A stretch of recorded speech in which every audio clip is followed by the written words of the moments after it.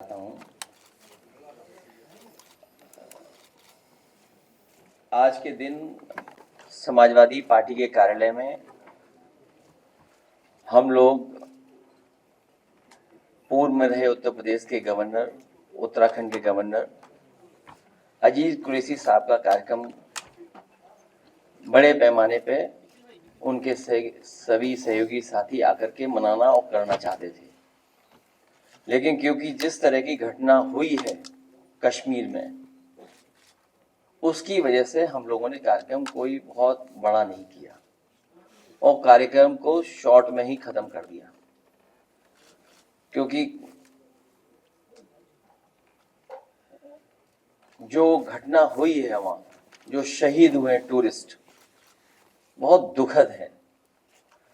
जो तस्वीरें आ रही हैं, जो वीडियो आ रहे हैं, जो YouTube के माध्यम से, सोशल मीडिया के माध्यम से या मेन स्ट्रीम के मीडिया को लेकर के भी जो वीडियो आ रहे हैं, बहुत गंभीर विषय है। इसलिए समाजवादी पार्टी ने और हम सब ने मिलकर तय किया है कि जो ऑल पार्टी मीटिंग होने जा रही है दिल्ली में, उसमें समाजवादी पार्टी के राष्ट्रीय प्रमुख महासचिव जी शामिल रहेंगे, वही मीटिंग में रहेंगे और हमारी समाजवादी पार्टी का जो पक्ष है उसी मीटिंग में हम लोग रखेंगे अपने और सुझाव भी। ऐसी घटना की हम लोग निंदा करते हैं। सरकार कड़ी से कड़ी कार्रवाई करे ऐसे आतंकवादियों के खिलाफ, क्योंकि आतंकवादियों का कोई धर्म नहीं होता। आतंकवादी किसी धर्म के नहीं होते। उनका मुख्य मकसद यही है कि डर पैदा करना, टेरर पैदा करना और देश और प्रदेश का कारोबार को रोकना, वहां के लोगों को तकलीफ पहुंचाना, वहां के लोगों को परेशानी पहुंचाना। जिस तरह हम लोग देख रहे हैं, पूरे देश में उसके खिलाफ गुस्सा है जो घटना हुई है। हम अपनी पार्टी की तरफ से राष्ट्रीय प्रमुख महासचिव आदरणीय रामगोपाल यादव जी, वो ऑल पार्टी मीटिंग में समाजवादी पार्टी की तरफ से जो सुझाव होंगे इस मीटिंग में रखेंगे।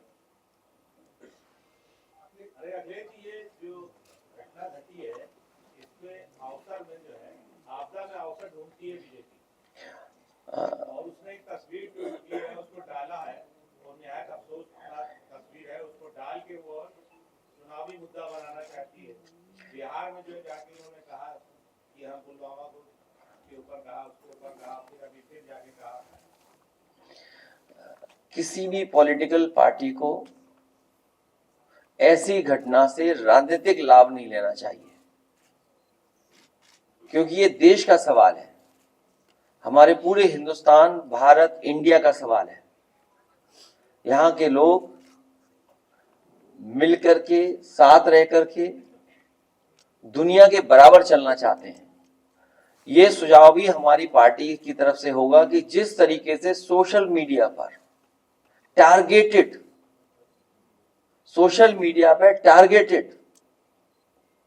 और एनिमेशन के साथ साथ पॉलिटिकल पार्टी के लीडर्स भी कि समाज में कैसे जहर घोलें या किसी लीडर के बारे में कितना गलत कह सकते हैं या तस्वीरें बनाने की बात, अगर वो भी चल रहा है तो ये भारत सरकार की जिम्मेदारी है कि ऐसी चीजों को रोका जाए।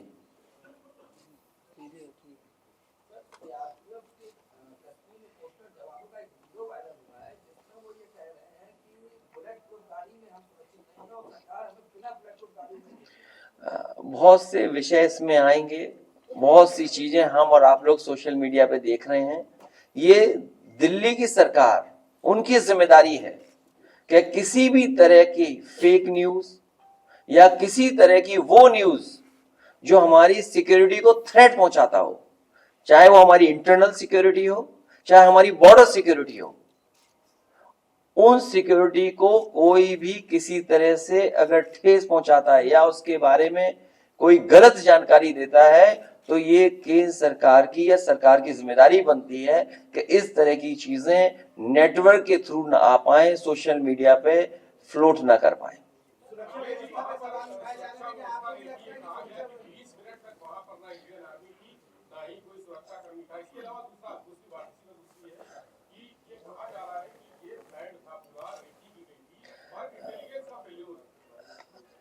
क्योंकि बहुत से विषय, बहुत सी बातें जिस समय घटना हुई उसके बाद मैंने अपनी पार्टी की तरफ से पूरी, जो मैं कह सकता था, जो मेरी जानकारी थी या जो मेरा पक्ष था, वो मैंने बाकायदा प्रेस नोट के माध्यम से आप तक पहुंचाया था। वो सब बातें जो आप पूछ रहे हो वो उस प्रेस के नोट के माध्यम से आप तक पहुंची हैं।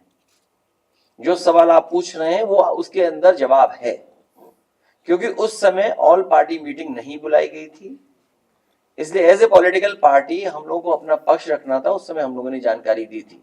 अब क्योंकि मीटिंग होगी, ऑल पार्टी मीटिंग में हम अपने सुझाव देंगे, इसीलिए मैंने कहा कि ये जो सवाल उठ रहे हैं या हम लोगों को और जानकारी जो मिल रही है उन सबको हम लोग ऑल पार्टी मीटिंग में रखेंगे।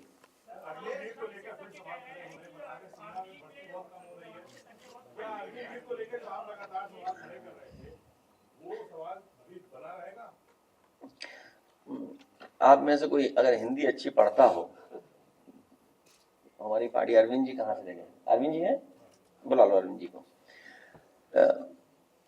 ये जो डिफेंस के कई सवाल और अग्निवीर को लेकर के हम लोगों ने कई बार कहा, और फिर दोहराता हूं उस बात को, अग्निवीर के पक्ष में देश के युवा नहीं है। वो पक्की नौकरी और पक्की वर्दी चाहते हैं। अगर आपका तर्क ये है कि बजट इसमें हमें बचाना है इसलिए हम अग्निवीर व्यवस्था लाए, देश की सुरक्षा के लिए कितना भी बजट खर्च हो जाए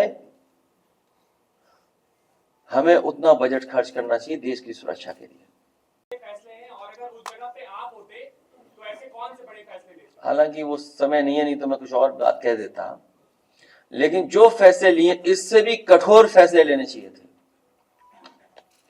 कठोर फैसले ही नहीं, वो इंप्लीमेंट कैसे होंगे उसको भी कठोरता से इंप्लीमेंट किया जाए, केवल स्टेटमेंट ना हो। ये हमारा पक्ष जब ऑल पार्टी मीटिंग होगी तो ये भी सुझाव होगा कि भारत सरकार ने जो फैसले लिए हैं हम उसके पक्ष में हैं। इससे भी कठोर फैसले अगर कुछ ले सकती है भारत सरकार तो भारत सरकार को लेना चाहिए। जितने कठोर फैसले लिए हैं उतना ही कठोर उसका पालन हो, क्योंकि अगर पानी को रोकना है तो पानी को रोकने के लिए कोई आपके पास व्यवस्था है, एक बहुत लंबा प्रोसीजर है। शायद हमारे पत्रकार साथी इस बात को समझते होंगे। मैं अरविंद जी से कहूंगा। किसने? राजा भैया ने कश्मीर की पहलगाम की घटना को लेकर राजा भैया ने टूरिज्म को बाइकाट हमारा कोई परिचय उनसे नहीं है।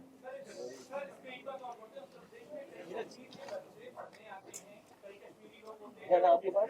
हाँ है। कई बार कई मौकों पर कहा है कि कारोबार हमें जोड़ता है। कारोबार में न जाति होती न धर्म होता है, वो हमें जोड़ता है कारोबार। और आपने देखा है कि लखनऊ ही नहीं पूरे देश में जगह जगह हम एक दूसरे से कारोबार करते हैं। और ये भी हम लोगों ने देखा कि अगर कोई कारोबार करने आया है तो उसके साथ व्यवहार कैसा हुआ है। तो ये जो सोच है उस सोच को हम लोगों को हर एक के अंदर से हटाना पड़ेगा, और खासकर कुछ कट्टरवादियों के दिमाग से वो बात हटानी पड़ेगी। कारोबार हमें जोड़ता है।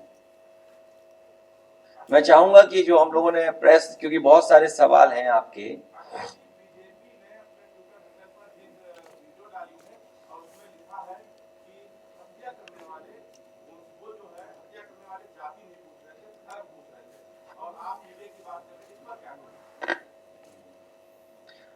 वैसे तो बीजेपी के नेताओं के अगर आप सोशल मीडिया पे जो पेजेस हैं देखोगे, या पैसे देकर के जो चलवाते हैं ये लोग, न जाने कितना पैसा खर्च करते हैं। इस तरह का पैसा सुरक्षा पे खर्च होता तो शायद ऐसी घटनाएं ना हो। प्रोपेगेंडा पे खर्च करते हैं बहुत। जो बात आप पूछ रहे हो वही जवाब अभी आपके अरविंद जी जब पढ़ेंगे तो वो आ जाएगा। मैं चाहूंगा कि अरविंद जी वो बात पूरी पढ़ दें। बीजेपी उत्तर प्रदेश में अपना प्रिंट ट्वीट लगाया है और उसमें आपको रिपोर्ट किया कि अखिलेश यादव समाज की बात नहीं करते हैं, सियासत की चाल चलते हैं, वोट बैंक की राजनीति करते हैं।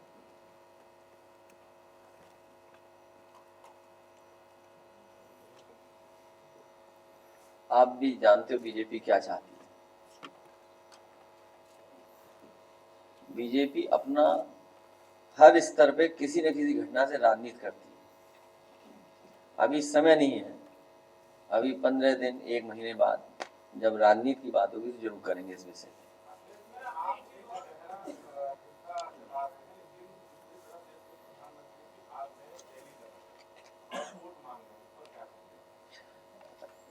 ये सब बातें हमारी पार्टी ऑल पार्टी मीटिंग में कही जाएंगी। अब इतना पढ़ के सुना दिया, उसके बाद भी नहीं पता लग रहा तुम्हें, अब मैं क्या करूं इसके लिए। कमाल है भाई पत्रकार भाई।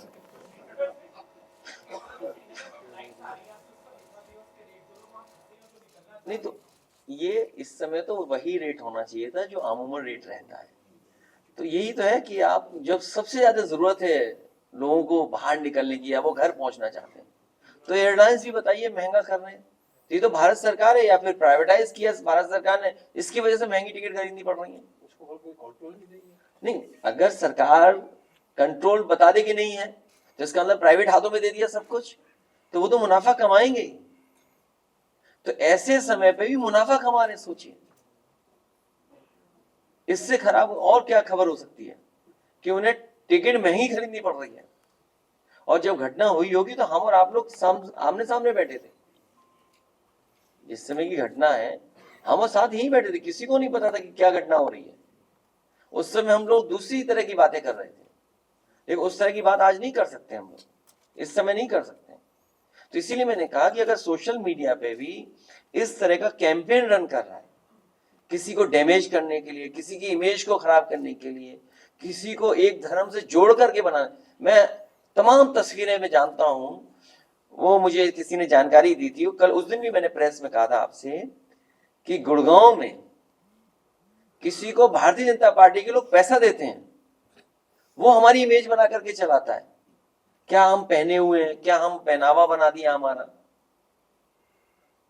तो वो कौन लोग हैं? बीजेपी के लोग हैं।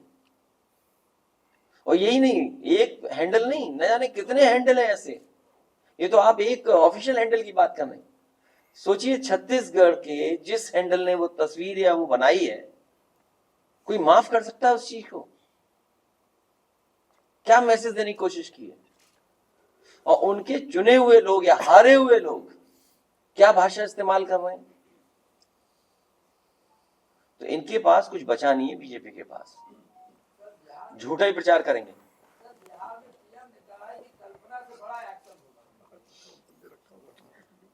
सरकार उनकी है, हम लोग तो चाहते हैं कि टेररिज्म बिल्कुल समाप्त हो जाए। हम लोगों तो उम्मीद और बढ़ी थी जब नोटबंदी का फैसला हुआ था, उससे भी ज्यादा उम्मीद तब बढ़ी थी जब 370 हट रहा था, और उससे भी ज्यादा उम्मीद इसलिए बढ़ी कि सब कुछ अपॉइंटमेंट उन्हीं के हैं, हर फैसला मनमर्जी से लिया गया है। जो फैसले वहां हुए हैं भारतीय जनता पार्टी ने अपनी मनमर्जी से लिए, उसके बावजूद भी इतने लोग शहीद हो जाएं, इतने टूरिस्ट शहीद हो जाएं, इससे ज्यादा दुखद घटना कोई नहीं हो सकती। और जिन्होंने अपने परिवार के सदस्यों को खोया है, अब वो कभी वापस नहीं आएंगे। वो खो दिया तो अब हमारे से वो दूर चले गए। तो इसका जवाब भारतीय जनता पार्टी के पास नहीं है। बंगाल से एक वीडियो सामने आया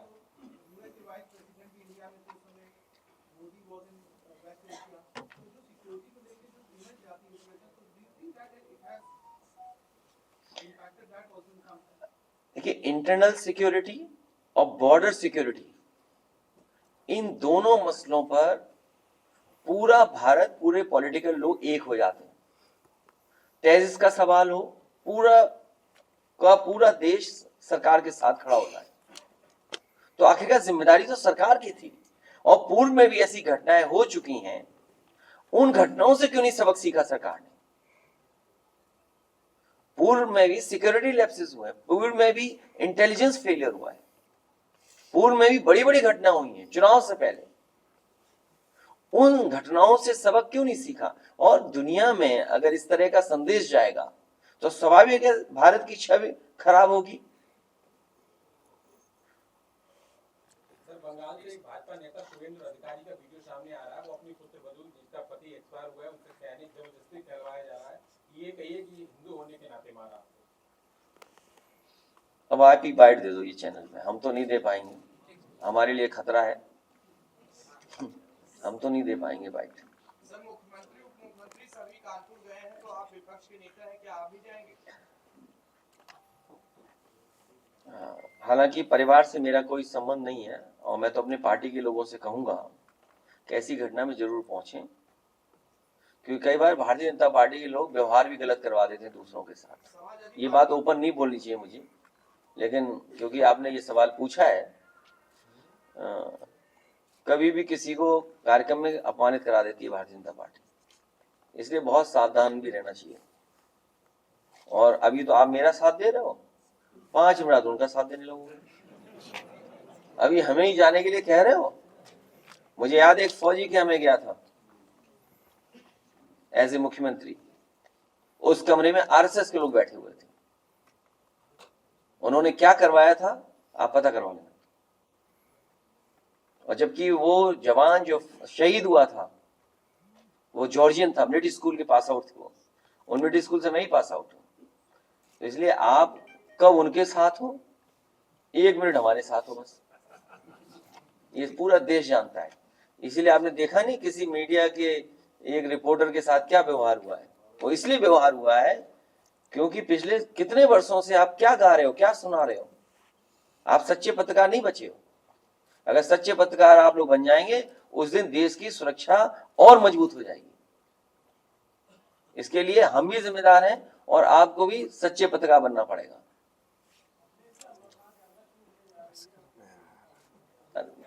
चलिए, बहुत धन्यवाद आपका।